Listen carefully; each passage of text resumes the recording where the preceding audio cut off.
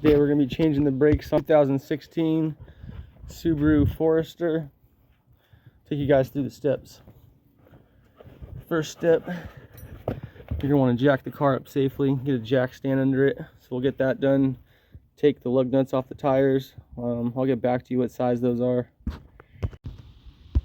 So we got the car jacked up, jack stand. The lug nuts are 19 millimeter.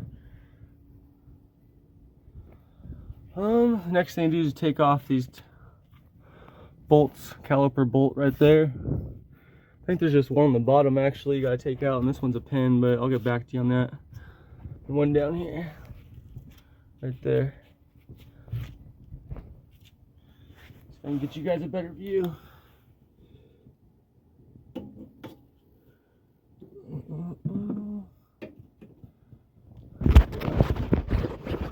Right there. There you go. One here, one up here. Get those off.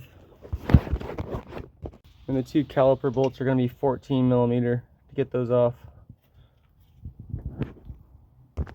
After you get the two 14 millimeter bolts off, you want to get the caliper hanger.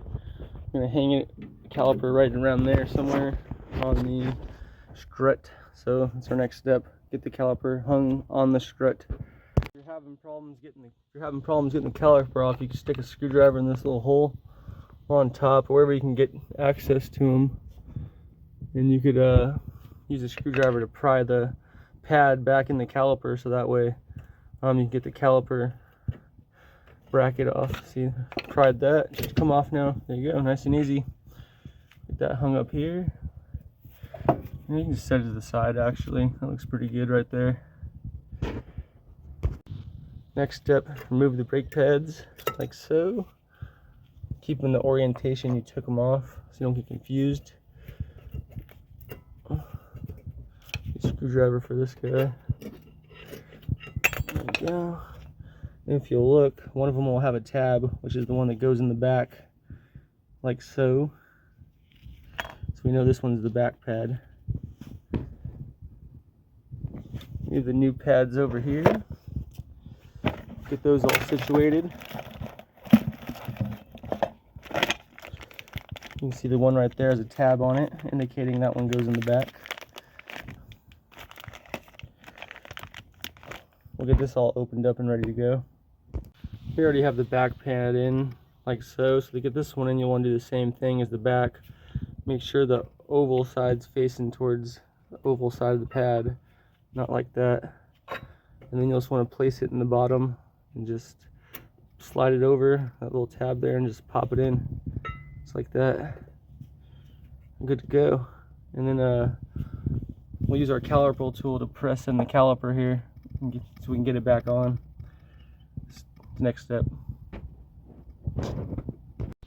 So today I'm going to be using the fit hoist caliper tool to put the caliper back inside, to push it back inside the caliper. And we'll get that done. Show you how to do that. So I didn't have the caliper tool, wasn't going to fit inside the caliper, so I just used these pliers here. If you look, it's working. Look at that baby go back in. Oh, there we go. That was easy. I thought I brought my other caliper set, but it's actually a combustion kit. Good thing I got these channel locks here. Just like that. Alright, so now we'll get it back on the pads, the caliper housing. The caliper's back in the housing. So we'll get the caliper back on the pads. So you'll want that tab facing towards the top right there. Just like so. We have both the 14 millimeter bolts back on, the pads are on. Next thing you do is just put the tire back. That's it. We'll move on to the other side. Okay, just follow the same steps to the other side. Jack the car up. Make sure you have a jack stand for safety. Make sure your tires are blocked. The car does not roll on you. Then we're going to take a 17 millimeter, loosen up both these bolts on the top and the one down here on the bottom.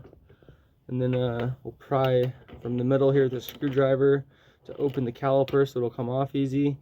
And then we'll get the new pads on. I'll keep you guys tuned. Here we go. First step, 14 millimeter, 2 caliper housing bolts.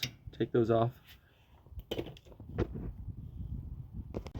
Okie dokie, we're gonna get these pads off. Interesting thing to note, these old pads, this tab went on the bottom. On the new tabs, they go on the top. Something to note. So we'll get these off, like so. Let's see, might get a screwdriver. We'll be back. We have a screwdriver now. Just gonna pry this one out. Boop. The other one as well. Boop. There we go. Take a look at them. You look, the outside one's down to nothing, and the inside has a little meat on it. Good thing to note. Well, the calipers look decent, and the rotors look decent. Another weird thing is only that side came with a little brake pad that has the metal tab on it like that, and this side doesn't have the tab. I don't know why. Super weird. Whatever. We'll get them in. So just like so. Let me give you a little example. Bottom in first. Push that little tab over right there. See it? And boom, and it pops right in. You want them to be rounded like that with the rotor. That way you know you got them in correctly if you got the round side out. Let's get the caliper housing on. We're gonna get this back in, the caliper and the housing with the channel locks. Pro tip, you don't have a caliper tool? Well, guess what? You use some channel locks instead. Just like this. Let me see if I can get you a good view of this. Like on this side.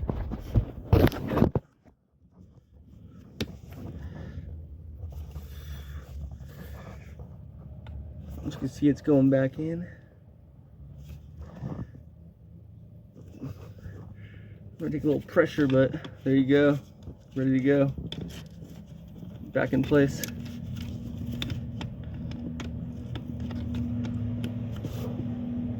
That's it. See if it fits.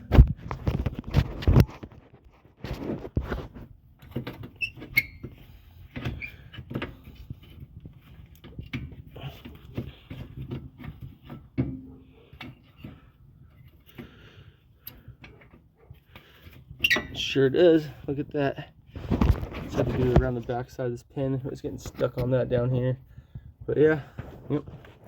Having trouble getting your calipers in? Don't have the tool? On a Subaru Forester, you can use some channel locks. Squish it in there, or like a C-clamp as well. Will work fine. Yeah, as you can see, it's a pretty easy job. 14 millimeters. I'm gonna snug these back down. Yeah, ready to go. Get the tire back on. Then when you get back in the car, we'll pump the brakes to make sure the calipers engage the rotor, and then we're ready to go. Well, that's it. It's all ready to go. We torqued down the tires with this bigger breaker bar here to make sure they're on nice and tight, the lug nuts. Next step, start the car, pump the brakes to make sure the calipers engage, and then you're ready to go.